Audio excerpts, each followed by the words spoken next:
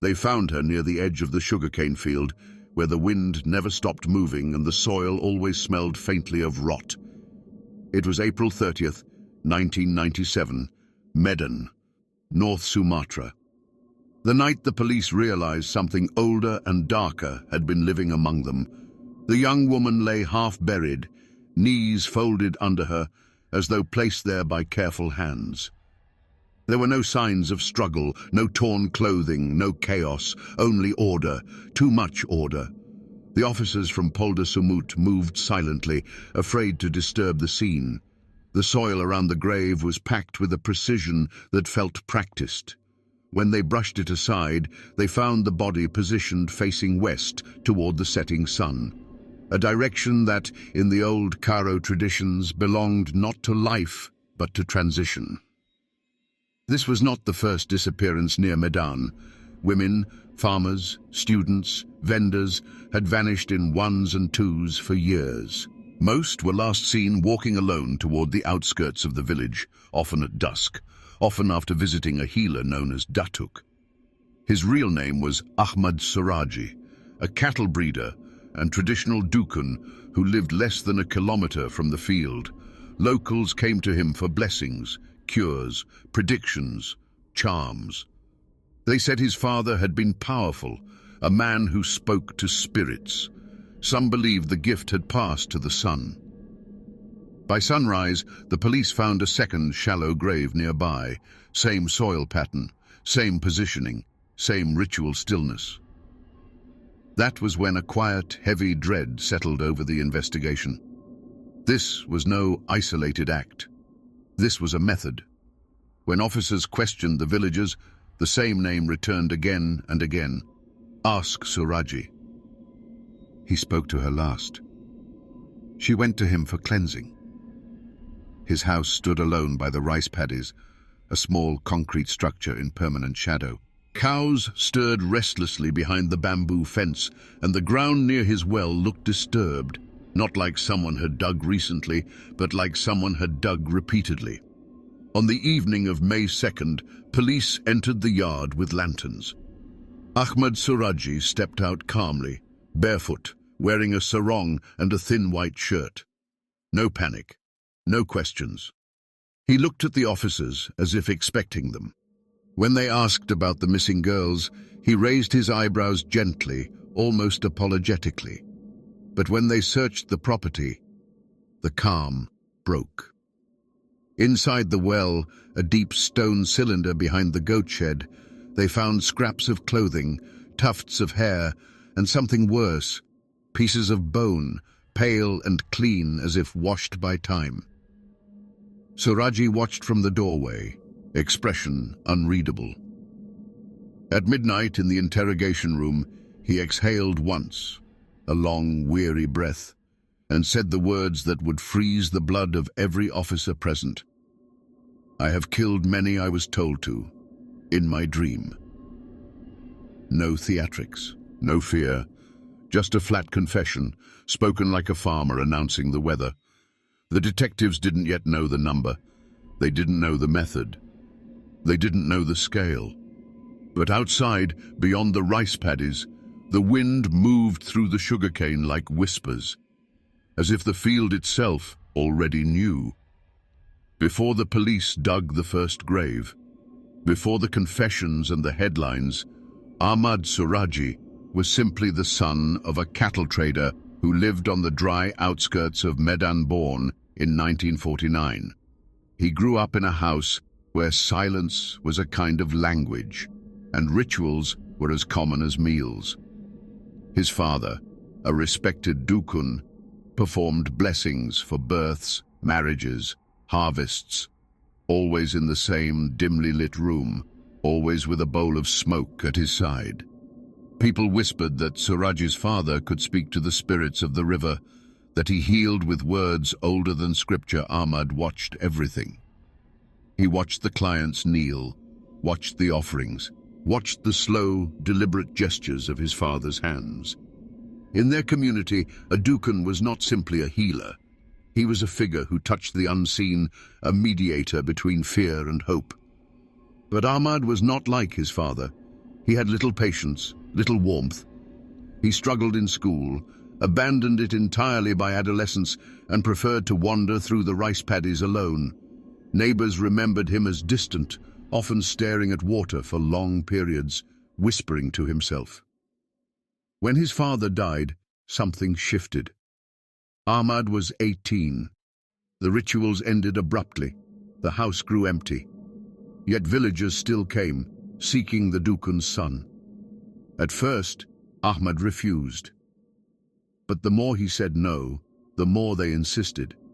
Finally, one evening, he lit the same bowl of smoke his father once used.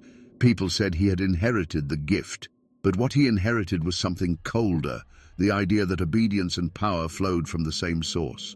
In his 20s, Suradji married one of his father's widows, then another, then a third. This was not uncommon among some rural families.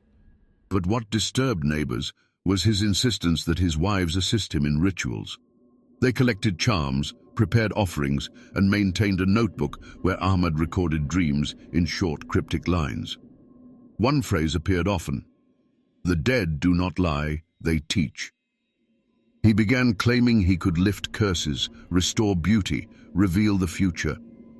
Women came to him for help: mothers, daughters, vendors, students. Some sought wealth, others just protection. For each, he used the same tone, the same slow, steady cadence copied from his father. But in the early 1990s, the dreams began. Suradji later told police that his father appeared to him in sleep, commanding him to kill 70 women to gain spiritual mastery.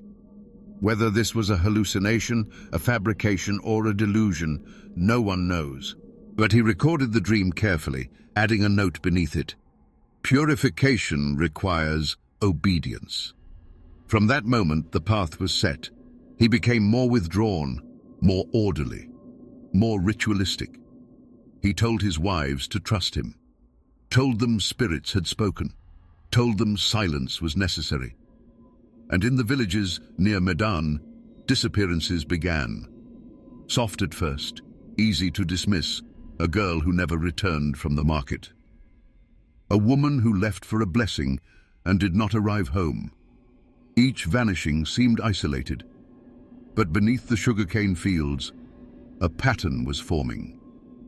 The woman came at dusk, when the fields were already shadows and the air held the weight of coming rain. It was around 1986, near Medan. She was not the first to visit Ahmad Suradji that week, but she would be the first to never return. She asked for what many asked for: a charm for beauty and luck. In the villages of North Sumatra, such requests were as ordinary as buying rice. Husbands wandered, money vanished, crops failed. A dukun was the last thin thread between desperation and hope. Suradji listened with his usual calm. He told her the ritual required distance from the noise of the village, a place where spirits could hear clearly. She agreed. People rarely refused a healer's instructions. To question him was to question the unseen. They walked toward the sugarcane.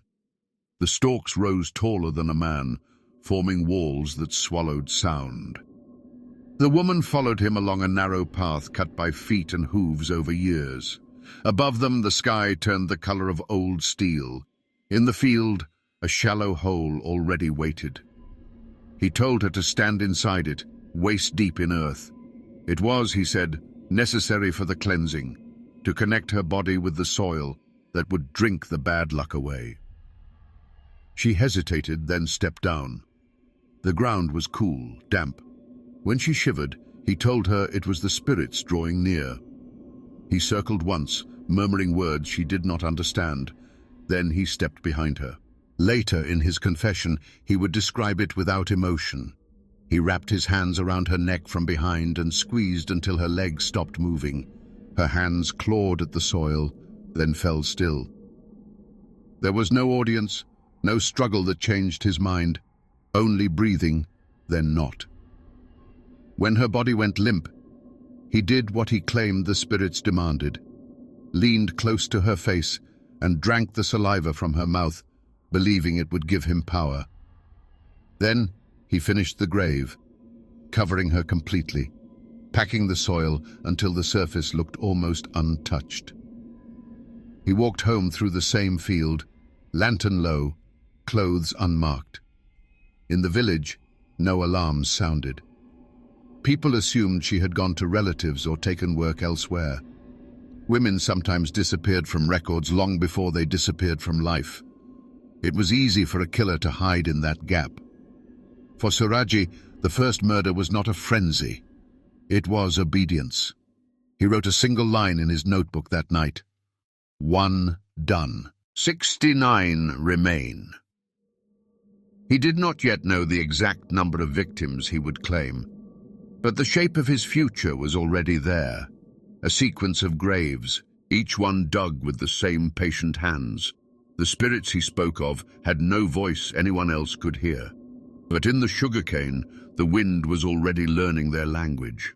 After the first killing, there was no long pause. The next woman came within months, then another, then another. Each arrived with a different story. Jealousy, illness, fear of abandonment. But for Suradji, they were all fragments of the same ritual. He refined his method. Every victim was led to the same field, the same type of shallow pit.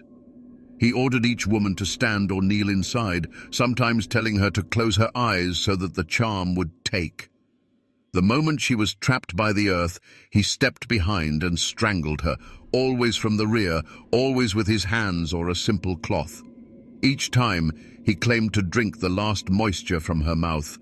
Power, he told investigators later. It was power. There was no sign of sexual assault. The motive was something colder, a blend of superstition, dominance, and a private theology he never fully explained. By the early 1990s, the count had reached dozens. Police records from that time show a string of missing women in and around Medan. Factory workers, housewives, young vendors, ages from early teens to mid-30s. Most were last seen alone, often at dusk, often heading toward the direction of his house. Neighbors noticed a pattern, but did not speak it aloud. Some said his visitors never stayed long. Others muttered that the spirits take who they want. Fear of the unseen was stronger than suspicion of the man who claimed to command it. His wives saw more. They watched him leave at night with a lantern and spade, watched him return hours later, his clothes dusty but calm. He told them he was performing stronger rituals that women could not witness. They obeyed. In some versions, at least one wife helped bring clients, believing in the promise of money and prestige. The field itself changed. From a distance, it looked like any other. Rows of cane, patches of bare earth, paths cut by livestock. Up close, the soil was strangely uniform, as if turned and smoothed too often. When heavy rain came, water pooled unevenly, revealing shallow depressions that quickly refilled with mud. Still, no one dug. Local police treated each disappearance as an isolated tragedy. There were no centralized databases, no DNA testing, no task force. Families filed reports that yellowed in metal cabinets while the field silently filled with bodies. Inside his notebook, Suradji kept track not with names, but with tallies. He later told the court that his father's spirit had ordered him to kill 70 women to become a Dukan of great power. Whether this was delusion or excuse, the result was the same. He turned human life into a numeric target. By 1996, he claimed to be close. 40, then 41, then 42. The difference between a man and a myth became just a matter of counting. In the final year before his arrest, Suradji's killings moved faster, like a clock running down. More women came to him with urgent needs, lost money, sick children, infidelity. Indonesia was in economic and social turbulence. Desperation fed belief, and belief fed him victims he no longer needed to search. They arrived at his door. He maintained the same structure, always at night, always the same field, always burial facing west, the direction he believed aligned with incoming spiritual power. He insisted later that he did not enjoy the act of killing, only the result. It was a technical statement, not a moral one. For him, death was a tool, a step in what he imagined as a contract with forces beyond the visible world. Yet the visible world had begun to notice. A woman who visited him in early 1997 sensed something wrong before the ritual started. She refused to go to the field, demanded her money back, and left in anger. Not long after, she spoke to others about her fear. The Dukun's aura of invulnerability cracked. Around the same time, families of the missing began to compare stories. Different villages, same last destination. Different ages, same promise of help from the same man. Quietly, a few went to the police. The complaint that changed everything came after a young woman vanished on her way to see Suradji. Her relatives were certain of her destination. They had watched her leave.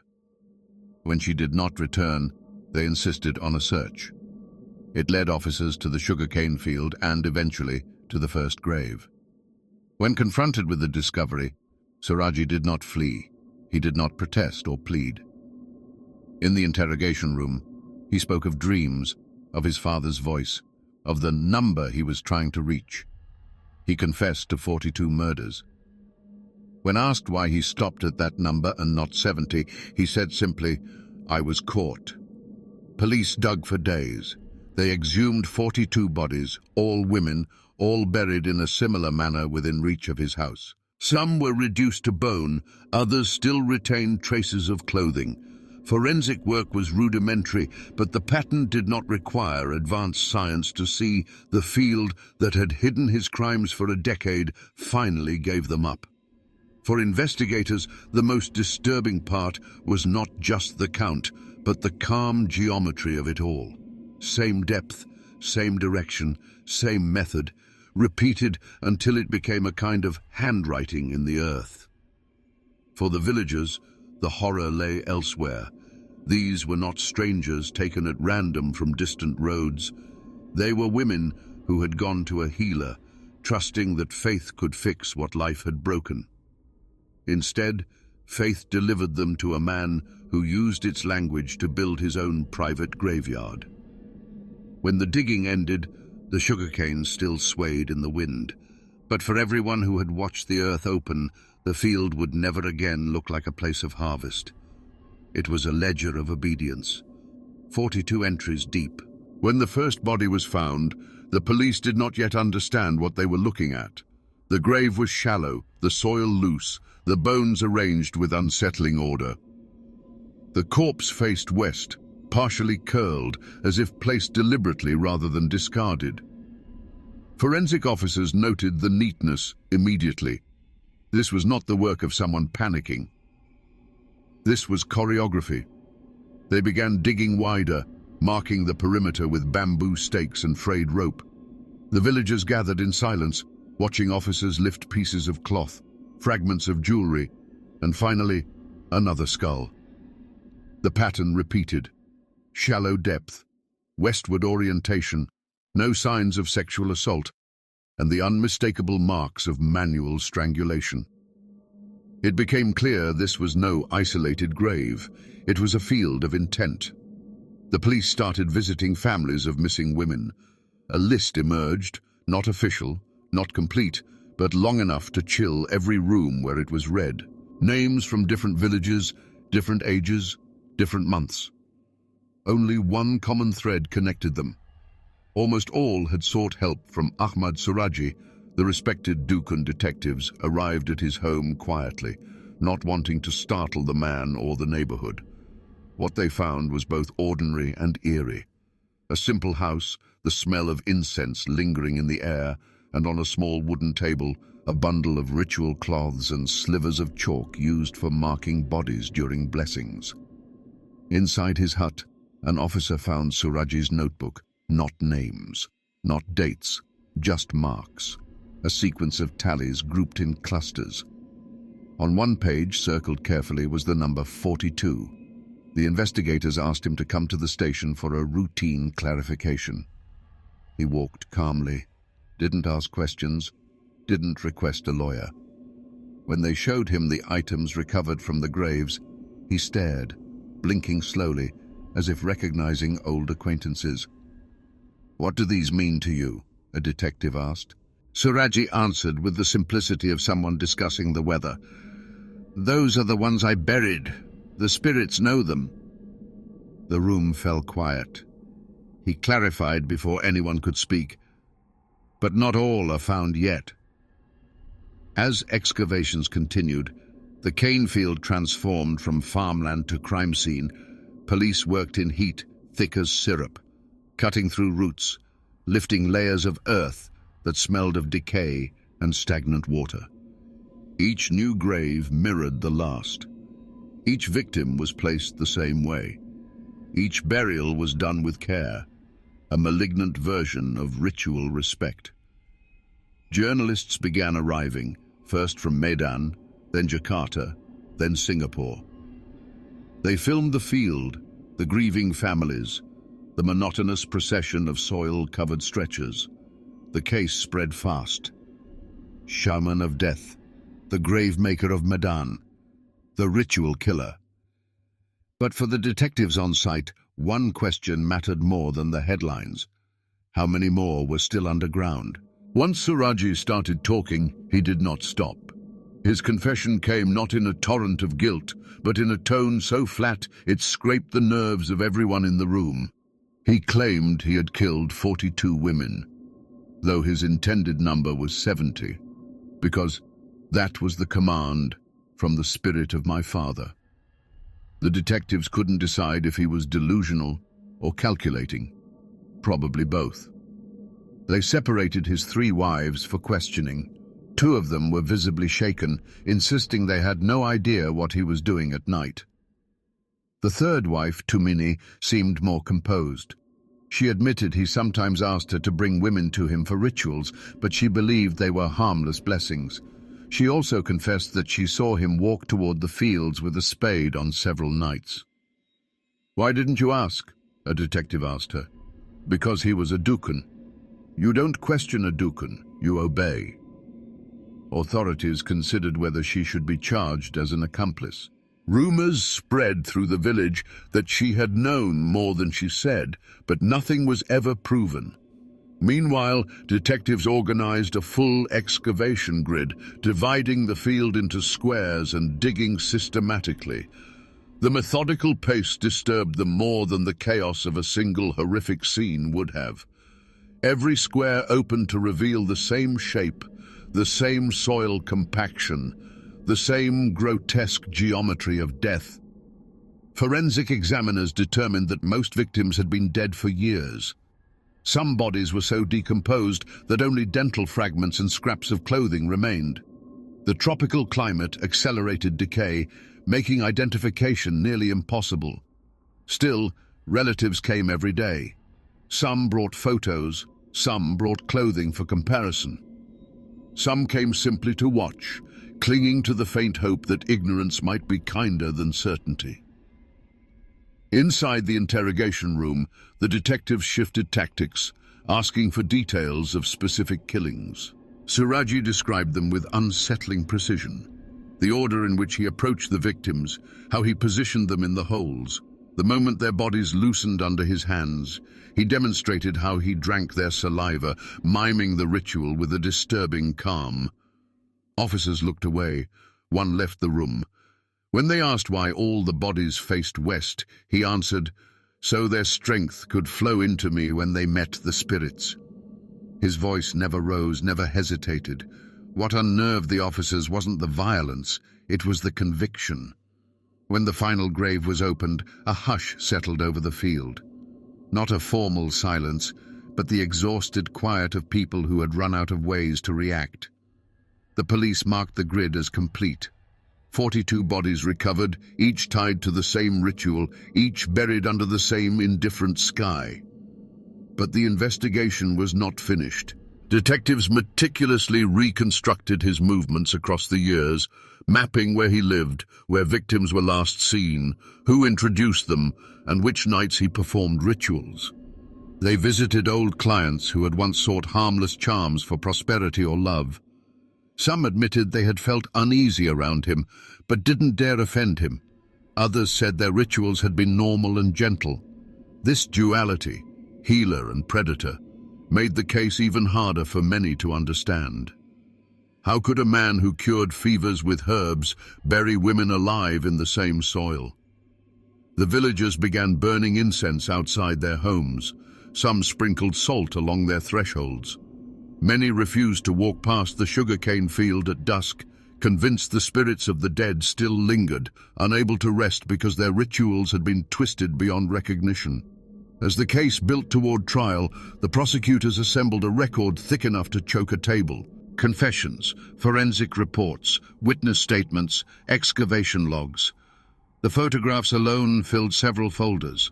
The uniform graves, the exhumed bones, the collected jewelry, the forensic sketches. Every step in the chain pointed to the same truth. This was the work of one man, repeated with religious precision. In court, Suradji maintained his expressionless calm. He did not deny anything. He did not defend himself. When the judge asked if he had anything to say before sentencing, he simply replied, "I was only following the command." He was sentenced to death by firing squad. Outside the courthouse, the families of the victims held photographs as the verdict was read. Some cried, some stared blankly. Some whispered prayers, but none looked relieved. Closure was a word for newspapers, not for people who had watched their daughters taken one by one into a field of false hope. The government ordered the sugarcane field cleared. For months, the land stood bare, a scar visible even from the road. Locals avoided it long after the last police car left. They said no crops would grow there. They said the soil remembered too much. They said that the air changed when the wind blew from that direction. Whether superstition or truth, no one went to check. It remained untouched, a forbidden patch of earth, the silent archive of 42 voices that had finally forced the world to hear them. From the moment Ahmad Suradji was placed in a holding cell, the Indonesian National Police knew they were facing a case unlike anything their archives contained. Not only because of the number of victims, but because of the ritualistic precision with which each death had been carried out. This was not chaos, not rage, not impulse. It was a system, a philosophy, twisted and cold. The investigators constructed a chronological map of his movements between 1986 and 1997. Every year added to the diagram made the board heavier, darker, as if absorbing part of the field's dread. At the center of the map was the sugarcane field, a quiet patch of earth that had silently held its own ledger of crimes. Lines radiated outward from it. Nearby villages, wells, small paths used by women heading home from the market, the place where families had last seen their daughters. The forensic team catalogued each exhumed body with clinical sorrow. They photographed the distinctive burial pose, knees slightly bent, hands close to the ribs, head toward the west. They logged the soil density, decomposition stage, clothing fragments, bindings, and the characteristic bruising on the throat. One examiner later wrote in her report, "It is the repetition that horrifies. Not the injury, but the consistency." Inside the evidence room, officers opened a wooden crate containing items found in Suradji's home.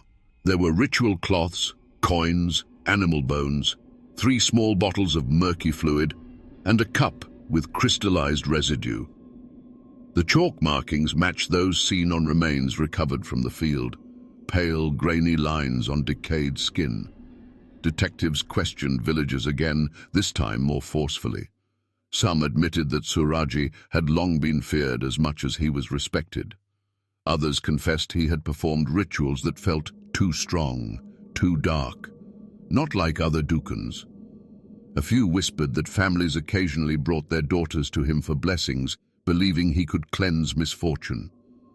These whispers turned into testimonies, some trembling, some defensive. But the most crucial piece of evidence came from the night patrol logs. Several neighbors had reported seeing him walking toward the cane fields long after midnight, carrying a lantern and a spade. None of them questioned him at the time. He was a healer, one farmer told police. He was allowed to walk with night spirits.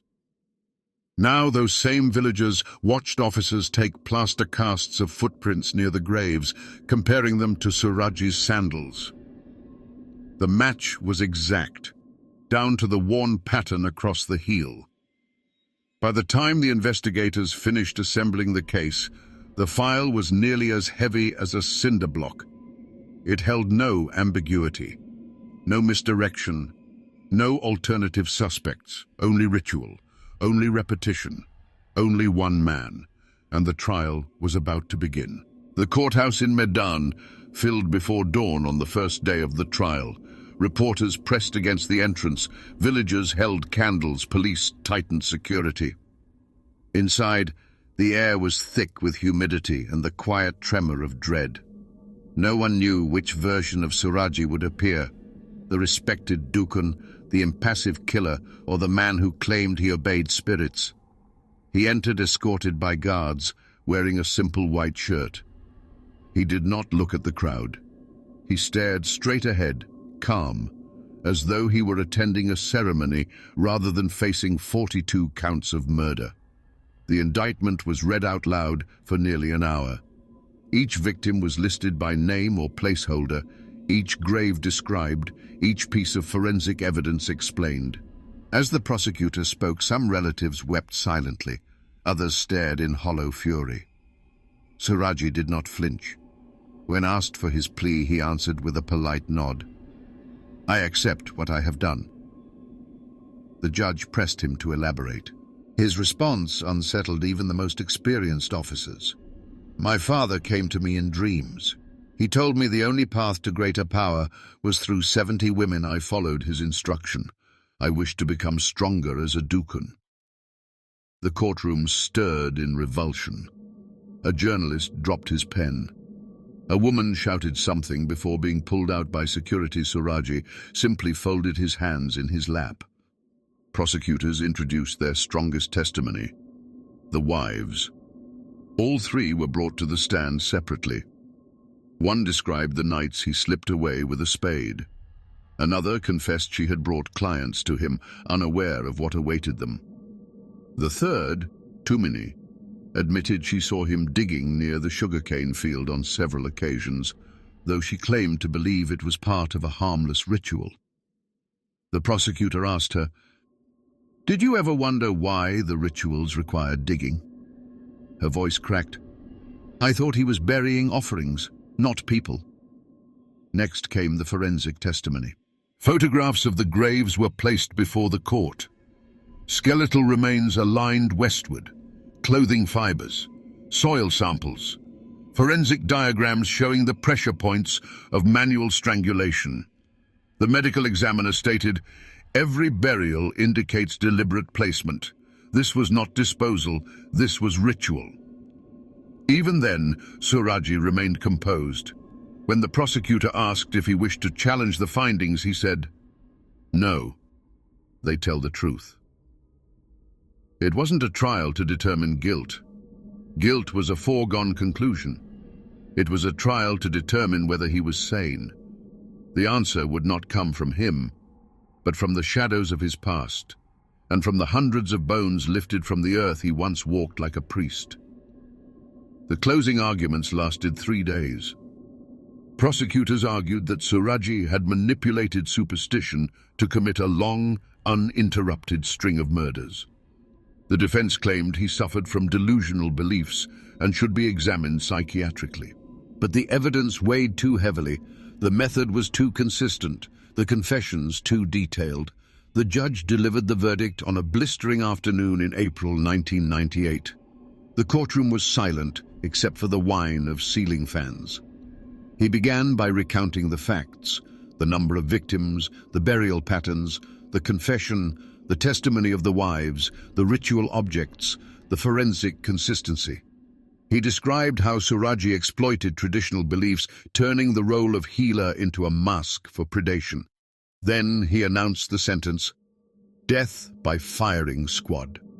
The room exhaled, softly, unevenly, like a collective release of air that had been held too long.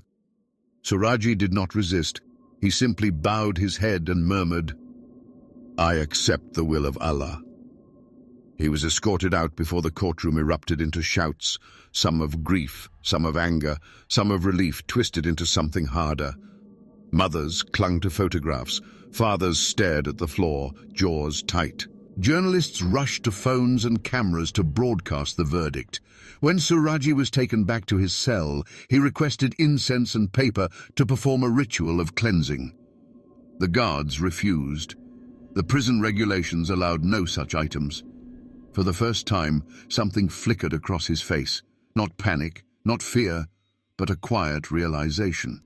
The spirits he claimed guided him would not follow him past the prison gates. During the months before his execution, he remained calm, even polite. He prayed, ate quietly, and spoke to guards about mundane matters. Not once did he express remorse. He insisted till the end that he had never killed out of hatred. They were sacrifices, he repeated, offerings for power.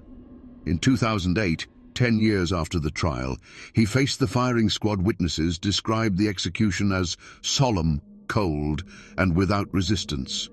He refused a blindfold. He whispered a final prayer. Then the shots echoed across the field near the prison, and the man who once buried women under moonlit cane stalks fell to the earth he had so often disturbed. But the story did not end there. Families continued searching for answers. Villagers avoided the old sugarcane field for years, believing the soil remained tainted by ritual death. Even today, the land is spoken of in whispers. And every now and then, when the wind sweeps across its surface, locals swear the air feels heavier, as if the 42 women taken beneath its roots still wait for their names to be fully remembered. After the execution of Ahmad Suradji in 2008, the Indonesian authorities filed the case away with the sterile finality of bureaucracy. The documents were sealed, the photographs archived, the forensic samples catalogued officially. The story had reached its end. But in the villages surrounding Medan, nothing felt resolved. Families of the victims returned to the sugarcane field in small groups. Some brought candles, some prayed. Some simply stood in silence, staring at the ground that had swallowed their daughters for over a decade. Police tape had long since been removed, and the field looked deceptively ordinary. Tall, green stalks swaying in the sunlight, but no one forgot what lay beneath. Many farmers refused to work the land.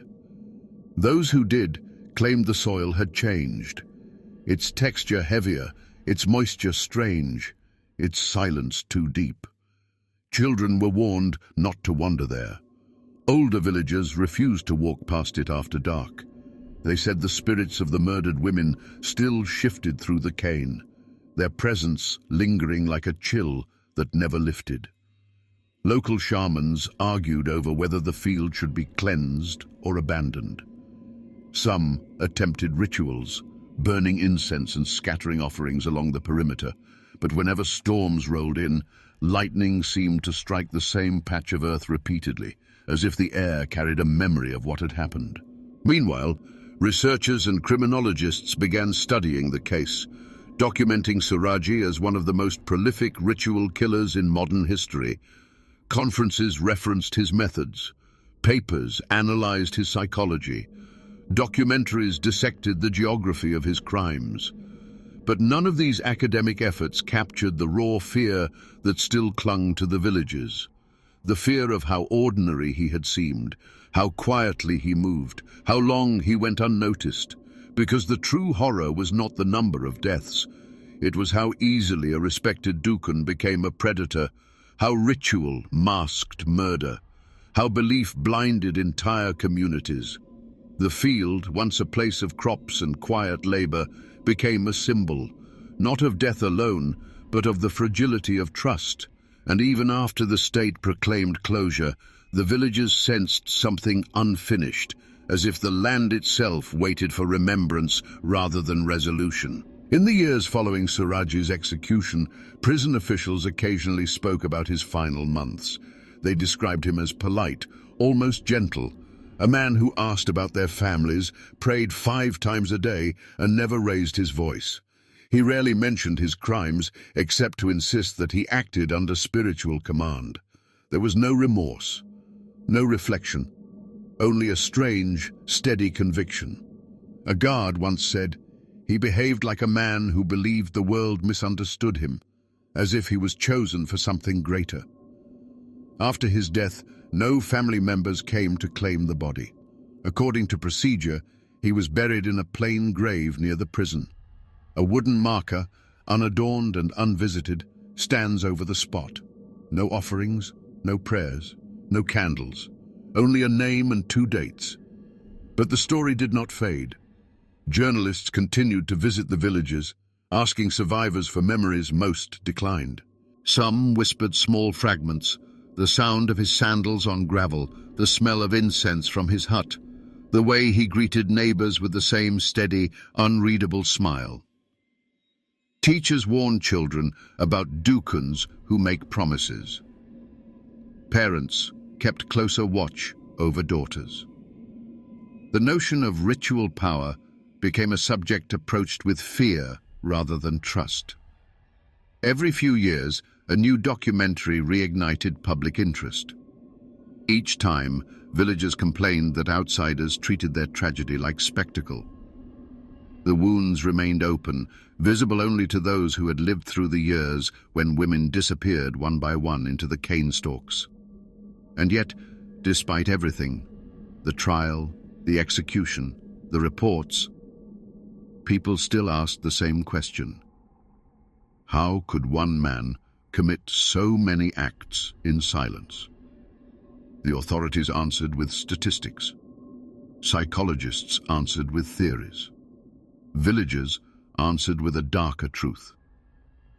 You don't hear evil when it whispers, only when it finally speaks. Today, the sugarcane field is smaller, partially abandoned. The remaining patch is overgrown, left to the wind and insects. At its center lies the earth where police once dug through grave after grave. There is no memorial, no marker, only the knowledge that 42 lives ended beneath those roots. As for Ahmad Suradji, the man is gone, executed, buried, reduced to a footnote in criminal history. But the fear he created remains. It lingers in the soil, in the memories of those who survived, and in the understanding that ordinary faces can hide extraordinary darkness. The field stands as a quiet monument, not to him, but to the women whose final breaths were taken under moonlit rituals, and whose silence shaped the loudest warning the villages would ever know.